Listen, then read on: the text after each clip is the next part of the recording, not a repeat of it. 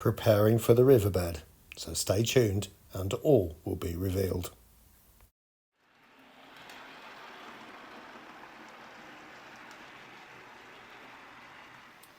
Well, good afternoon everyone and welcome to Piccadilly Eastway. Now the purpose of this video is to get this riverbed prepared with all the structures along here and the structures along there and so on. Ready for the resin pour, which I'm hoping to do before we go back to school. Now, you probably will have noticed that the bridge has come on in leaps and bounds. It's a totally different structure to what it was just a couple of weeks ago.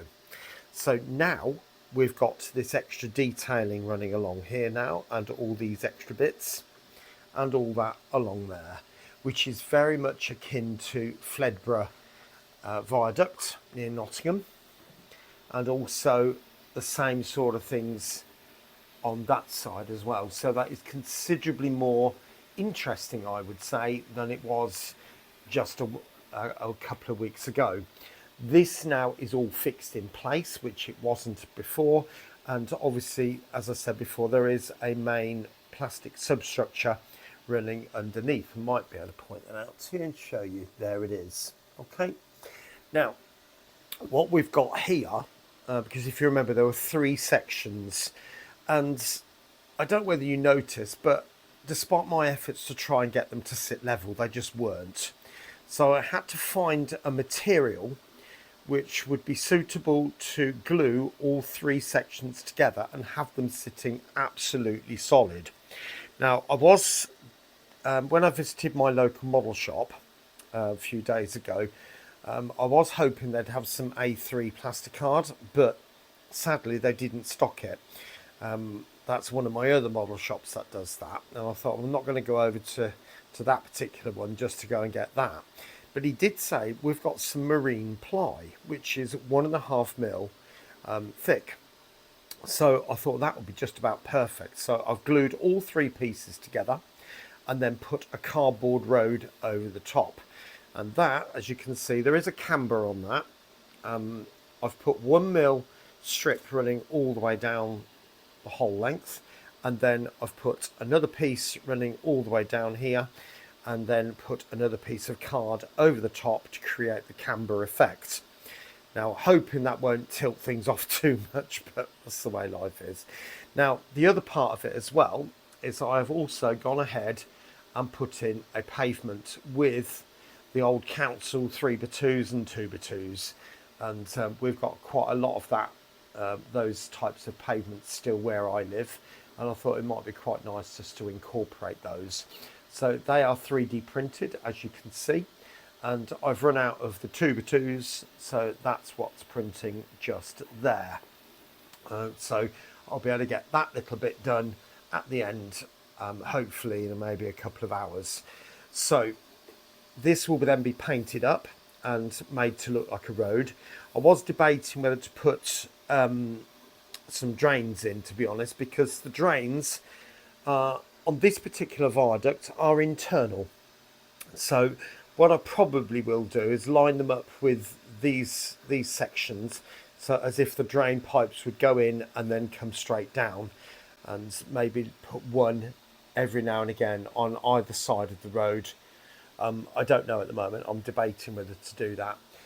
I did try to filament print them and they just weren't quite up to standard, so I will probably have to resin print those, but that's in the process. So I will get this finished in the next couple of days, but what I do want to do is to start thinking about the areas, as I said, around here.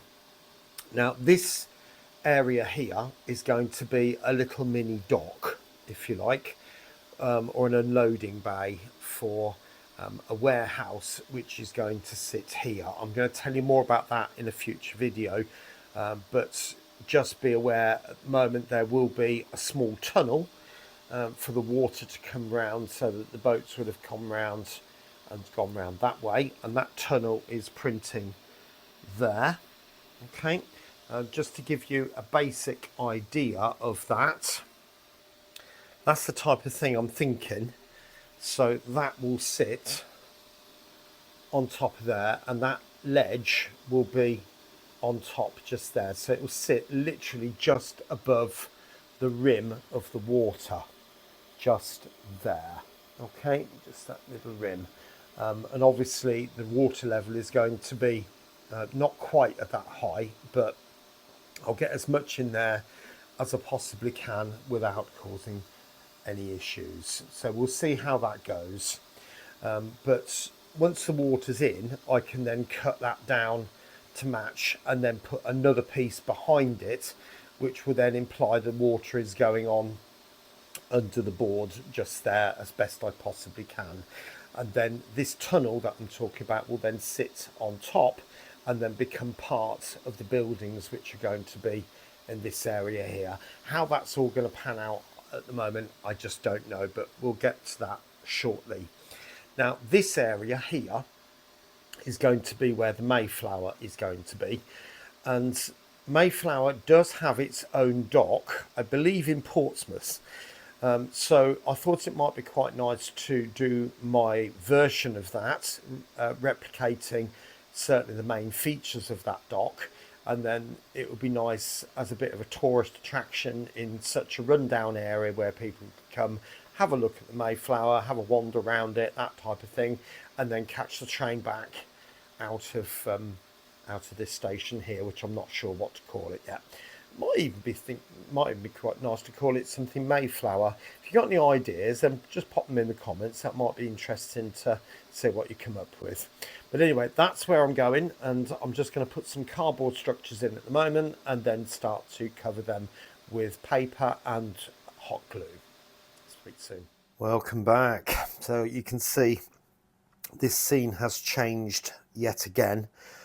I didn't want to keep coming back every 2 or 3 minutes just to show I've put a piece of card in, because I think the overall intention would have been quite difficult to understand.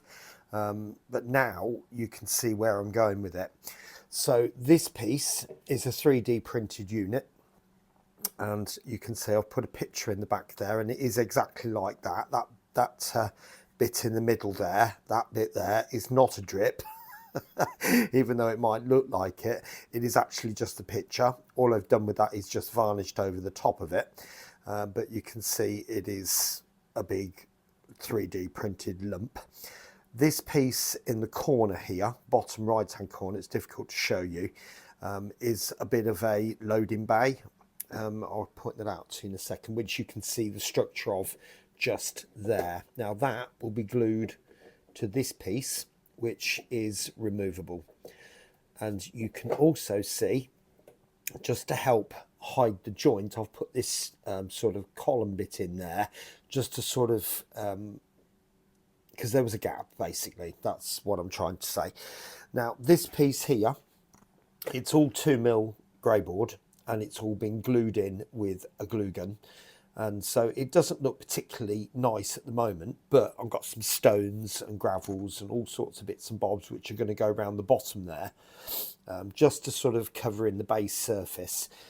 Obviously this area here is meant to be deep water, and even though Mayflower is going to be sitting there, it would have been craned in. It's not intended to go anywhere because it won't get out.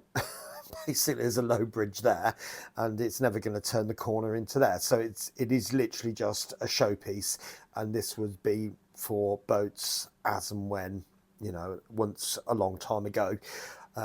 This part has been foreshortened quite a lot, and in reality obviously would be probably 4 times the width of that. But you know, space, as you can see, is a premium, and there is going to be a big warehouse here, and so the gap down through there is going to be quite small, and it's just a case of noting there is something there. Now for the top surface, I've made this. Now it is all printed papers. I've got to varnish that again, so it doesn't look particularly great at the moment, but it will come together after another couple of varnishings and a bit of weathering. That should be absolutely fine.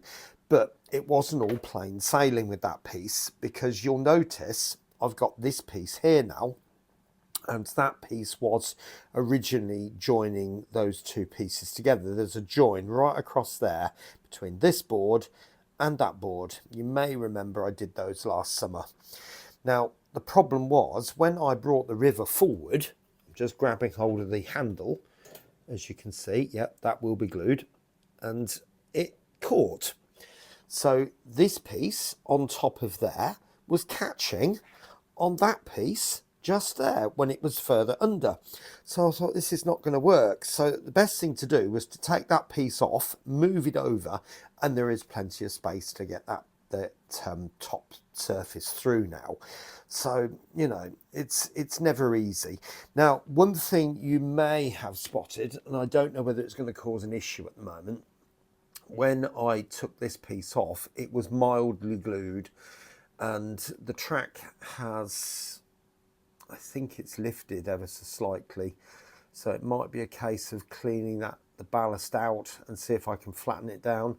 Otherwise it will mean go and get another piece of 4th radius, cut and splice it in, which would be a pain as I've just ballasted all this, wouldn't it? But you know, we'll see how it goes first. I'll run the 60 over it and the 89. They're the Coco locomotives that do derail if there's a track problem. But we'll just have to wait and see what happens, won't we? Okay, I'll catch you shortly. All right, just a little quickie now. I'm obviously thinking about how I'm going to incorporate this warehouse with the trains going through the building at the bottom. And part of that is, I said, a loading dock, which would have been used in Victorian times. That's the idea. But I need to cut this piece of baseboard back so I can fit the wall going right down there. So that's my next tricky job. I'll try and be using the multi-tool. So I'm going to cut it like that. And then obviously down there. And then the wall will come across here like that. But I'll explain more about that in another video. See how it goes. Well, that was a relief. It's actually turned out to be quite a nice cut as well. Catch you later. Okay, so with that part temporarily complete, bearing in mind the purpose of this video and this part of the work is to get the resin done and to get the river in. So I'm now going to turn my attention to this area here and to what is known as Mayflower steps. So what am I actually going to do in this area? Well, if you go to the real place where Mayflower is, you'll see it's called Mayflower Steps. And there are 3 main sets of steps, as you can see from there. So I will probably be incorporating those into that area there.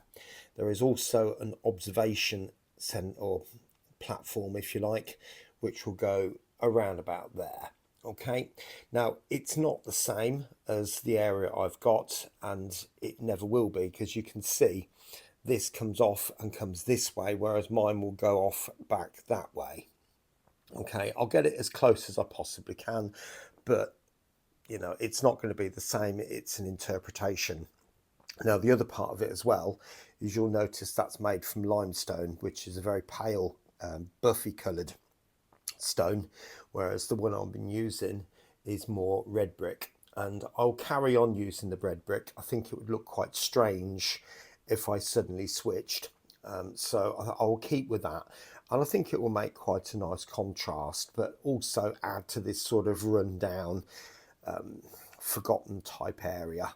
So you know, first of all I'll start off by creating a wall around there, and I'll probably 3D print the steps going in after that. Catch you later.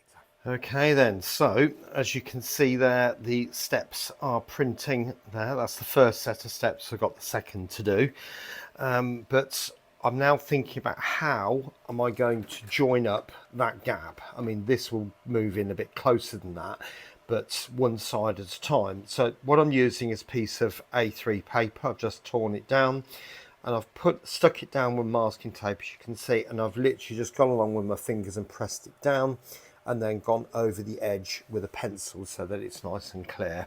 So all I need to do now is to work out the other side and do a very similar method. I'll close it up, and then with the pencil as best I can draw along the edge under the paper, and then I'll be able to cut out, and then it will show me the piece of card that I need to cut. All right, I'll catch you shortly. Well, there we are so far then. So you can see I've now got the steps 3D printed. They need to be covered in brick paper. I'll probably leave the actual step surfaces natural, if you like, and then just weather those down, purely because they look like they're concrete on the top of the actual thing. And then it's a case of then painting the riverbed, ready to put the sand and the stones and gravel, all that sort of stuff over the top.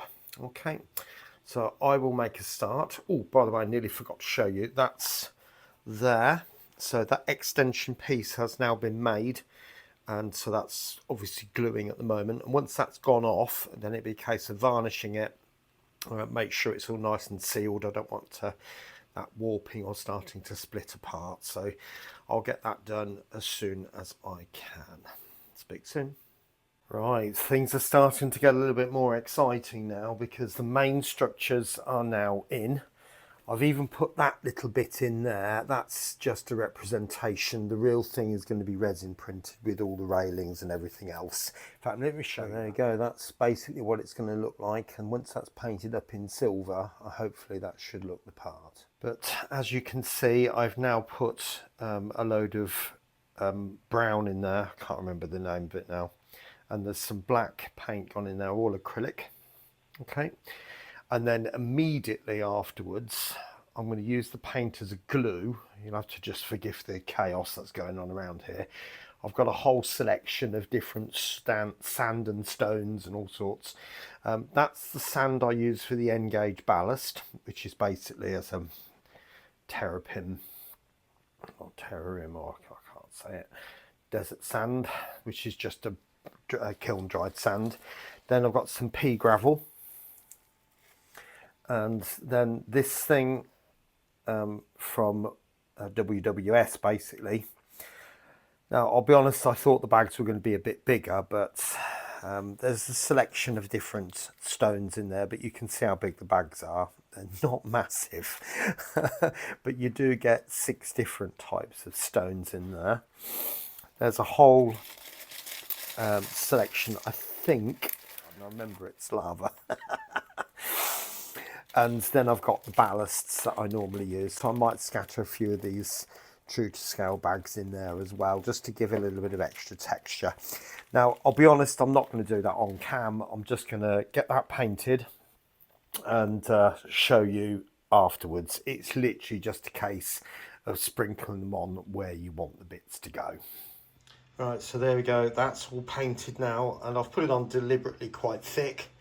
And it does look an absolute sight, I can appreciate that. But now it's a case of just putting the sand and the gravels on and all that sort of stuff. Starting with the smallest and then build it up to the biggest after that. I'll catch you shortly. And there we have it. So all the stones are now in. And the scene is really now starting to come together quite nicely. Let's pan you across. There we are. So let's start with the river then, because that's what you saw me do in a previous clip. So as I said before, you saw me put on a very thick layer of acrylic paint. I tend to use the Daler Rowney graduate series for this. It comes in, I believe, 500ml bottles, and I put it on quite thick, raw umber, and then black, particularly as I come out down through here and then up through the middle. And then, if you remember, I got the pumice stone, or the lava, if you like, the black lava, and I put all that round the outside because I needed to cover up that horrible hot glue and sealer that was all around the edge there. And you can see I've done it this side as well, so there's no sealer to be seen anymore, hopefully anyway. And then after that, it was a case of just going in with the varying selection of stones. So some big stones, small stones, different colours, and different scatters over the top as well. So hopefully that gives quite a nice riverbed, and it should make a nice, interesting scene.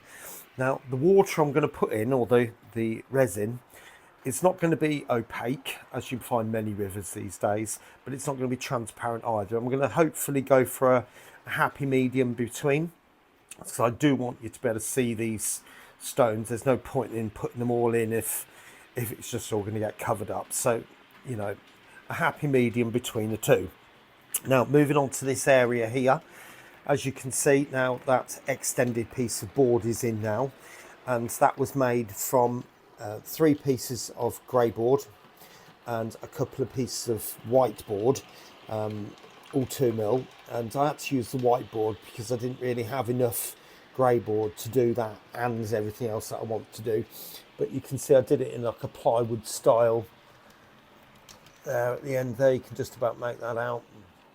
So that really does make a nice strong board, and I super glued part of it and then put wood glue in part of it, so different dabs in different places. So that's super glue, a bit of wood glue, super glue, wood glue, and so on and so on. So it sticks instantly together, but then the wood glue will come in and then bond it completely. And then I held that together with clamps, as you saw. So I'm quite pleased with that. That is joined to that board there. And then this wall here is part of the river, which will slide. So when I slide the river forward, you will see the edge of that. But then as moving along, you can see now I've got the steps in. They've been covered with a brick paper. And as I said before, that there is a representation of the viewing platform that will be going in after it's been resin printed. I haven't done it yet. So now I've got the tunnel in there, which as boats come round the corner, and there will be small boats, they will just disappear off into the distance. And finally the road, you can see now I've got all the curbstones in, all the slabs have been painted, the roads have been painted. There's a couple of potholes, one at either end. That was, I didn't realise I'd done it one at either end until I'd done it really, but never mind. I've got these patches as well, but I might actually just do them again with a piece of paper, so it is ever so slightly raised up. I'll have to have a think about that. And then obviously the drains will go in line with these sections that stick out the sides, wherever they are. Okay, they'll probably be about 4 or 5 down the whole length each side, so about 10 or so in total, but we'll see how that goes. But there we go.